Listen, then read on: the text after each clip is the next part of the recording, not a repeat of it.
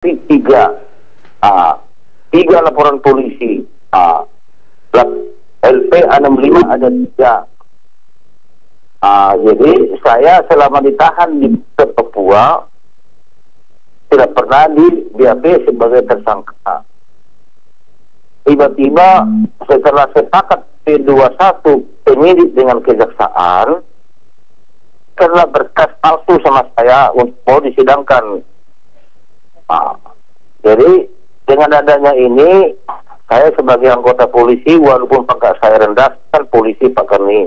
Ya. Saya keberatan dilakukan jaksa mempersatukan saya dan menggunakan surat palsu. Ya, sehingga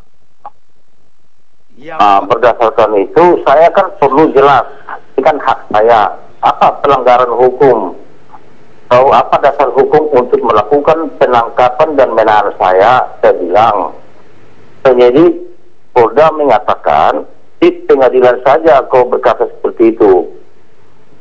Jadi saya bingung sebenarnya seperti apa sih saya ini kok bisa seperti ini. Jadi pada cerita setelah sudah ditahan saya selama 4 bulan, sepakatlah antara dengan penyidik dirasatukan saya. Jadi saya bertanya, gimana dirasatukan saya diperiksa pun banyak tidak. Gimana kamu mengatakan bersalah? Saya bilang apalagi P21 bilang. Oh katakan di pengadilan saja. Katanya Pak Setio Budi sama saya waktu itu dari Skimsus. Tapi karena saya sebagai anak buah saya tidak berdaya, saya mau bilang apa? Saya hanya digiring saja ke P21. Setelah sampai saya dikirim dari Jayapura ke Sorong untuk mau disidangkan, saya kan tidak mau menandatangani. Tetapi datanglah tusuk dari Kejati dengan Syarul.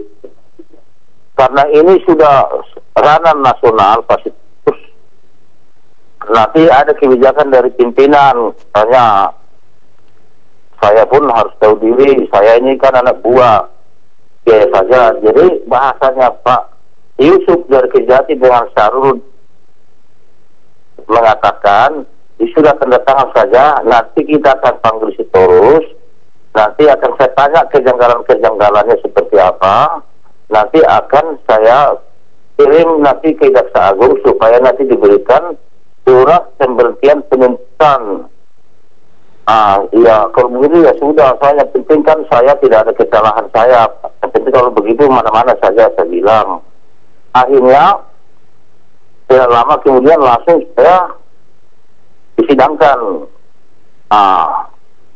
Terus saya bertanya pun sama hakim, saya tidak diberikan peluang untuk saya, tidak ada hak. Saya divonis hanya hak juga hanya mengatakan itu yang terbaik Pak Torus. Jadi saya tidak menerima putusan itu karena seperti ceritanya, karena saya pun tidak pernah merasa melanggar, tidak ada pelanggaran hukum yang saya lakukan. Karena secara jujur PT Rutua itu kan industri sekunder. Jadi kayu yang disita dan dilelang sebanyak 115 kontainer di Surabaya yang bernilai 24,7 M, mereka lelang 6,5 M. Tidak tahu dari mana.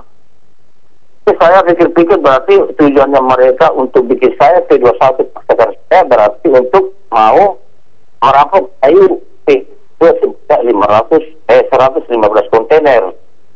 Jadi saya pun dengan berdasarkan ini saya berada dieksekusi. Pak Sitorus, saya mau dari awal deh. Seingat saya Pak Sitorus itu ditangkap Mabes Polri ketika mau melapor ke Kompolnas. Kemudian Pak Sitorus langsung ditahan di Mabes. Saya nggak tahu berapa hari. Ketika ditahan itu di BAP enggak? Waktu saya kan berangkat Kompolnas untuk melaporkan, saya kan begitu saya keluar dari Kompolnas, langsung dari Baris Krim Polri menangkap saya. Lalu saya kan dibawa ke Mabes. saya diperiksa. Saya bilang saya keberatan saya diperiksa pencucian uang.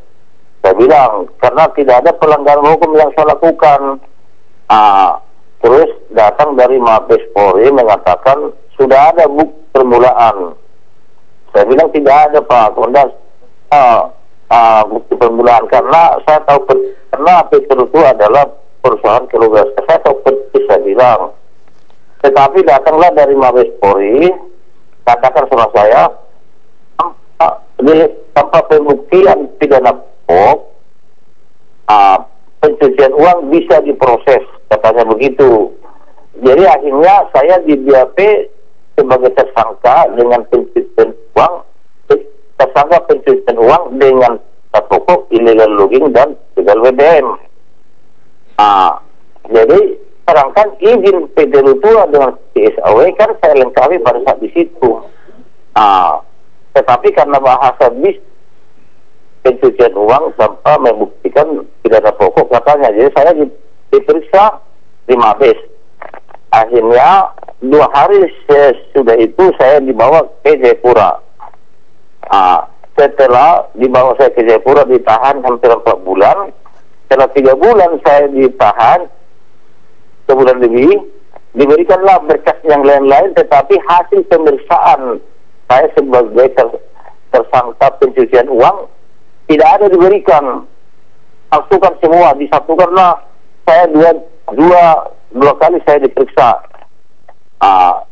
illegal logging dengan illegal BBM. Hasil pemeriksaan itu tidak ada diberikan. Karena dia bukan itu dipalsukan, dan itulah yang dibuat berkas untuk mau menyidangkan saya. Sehingga saya keberatan kalau dikatakan saya dijadikan tersangka pencucian uang dengan pidana pokok illegal logging dan illegal BBM. Sedangkan illegal logging dan illegal BBM tidak ada pelanggaran. Saya bisa buktikan sesuai dengan fakta yang ada. Saya belum pembuktian, Pak. Tapi Bapak di saya mengatakan bahwa PT Rutua itu kan izinnya lengkap. Kayu yang dikirim beras kontainer ke Surabaya itu sesuai dengan aturan, tidak ada pelanggarannya. Terus PT SAW pun katakan melakukan jual beli tanpa melakukan jual beli BBM tanpa memiliki izin niaga dan transportasi. Sedangkan PT SAW izinnya semua. Jadi di mana pelanggaran hukumnya? Jadi termasuk LPA 65 bunyinya pada saat ditemukan tidak bisa menunjukkan surat keterangan hasil hutan, padahal ada. Jadi karena tidak ada pelanggaran hukumnya, akhirnya mereka tidak periksa saya sebagai tersangka.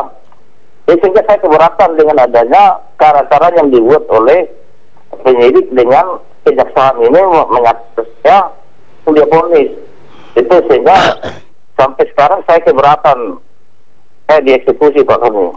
Ya, tapi kasarnya dari cerita Pak Labora barusan, Pak Labora tidak benar dong, tidak pernah diperiksa, tidak ada BAP. Berarti Pak Labora diperiksa di Mabes, mungkin juga ditambah di Papua. Pencucian uang. Ya, pencucian uang, tapi mereka juga kejar pidana pokoknya, yaitu illegal logging dan illegal. Tidak pernah di BAP karena pidana pokoknya kan tidak ada pelanggaran hukumnya. Karena LPA 65 itu kan bunyinya tidak bisa menunjukkan surat keterangan hasil hutan, padahal ada. Karena dia katakan tidak ada sampai dari pihak manajemen PT Rutua mengambil menemui Kepala Dinas Kehutanan, lalu Kepala Dinas Kehutanan memberikan rekomendasi bahwa surat keterangan hasil hutan yang dibawa